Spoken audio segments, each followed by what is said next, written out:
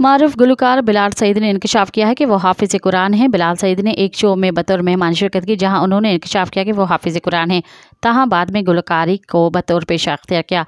उनके वालिद ने उन्हें इस फैसले की इजाज़त दी क्योंकि वो नहीं चाहते थे कि बिलाल किसी मौके से महरूम रहे। बिलाल सईद ने कहा कि जब वो सियालकोट जाते तो उन्हें अजीब सा महसूस होता है कि कहीं उनके कारी उस्ताद उन्हें गुलकारी करते न देख लें।